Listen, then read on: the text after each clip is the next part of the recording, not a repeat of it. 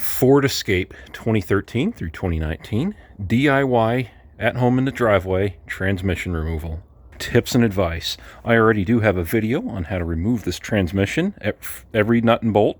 However, that was on a lift, so here are some differences I want to point out. But first, I will have that transmission removal video linked in the description below of mine, and full rebuild video. Alright, so here's the difference doing it in the driveway. First thing I had here is a jack and a block of wood on the engine oil pan to support the engine. I set the jack off to the passenger side of the vehicle as to not interfere with this engine hoist. Now this engine hoist, I had it higher up, probably where the arm's like this.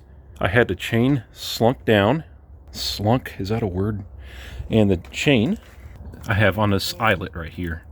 This is an eyelet with a hole in it next to the shifter lever. I've got both ends of the chain looped through a bolt here and through here, and it held it fairly level. You might have to mess with it a little bit when you go back in with the transmission. Might have to, have a buddy move it around a little bit and line the bolt holes up, slide it onto the dowel pins.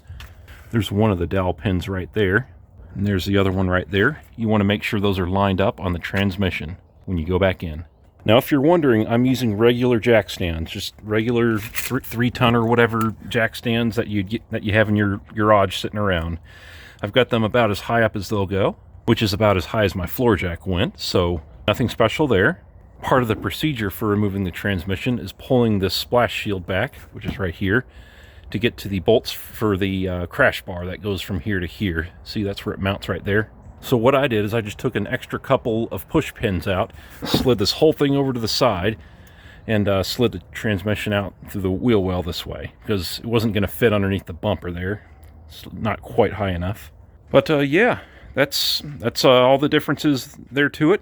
Like I said, I've got a video on every single nut and bolt that you need to take off, all-wheel drive and two-wheel drive, it doesn't matter. And I'll link that in the description below. Alright guys, I hope this video helps get you pointed in the right direction.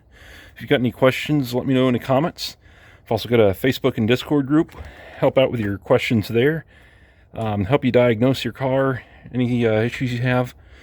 Alright, appreciate it, you guys. Oh, I do have merch now, by the way. I keep forgetting to mention that in my videos. I sell t-shirts and stuff. Link is through my channel on YouTube. And if you want to buy me a coffee, I'll put a link in the description as well. Alright, have a good day.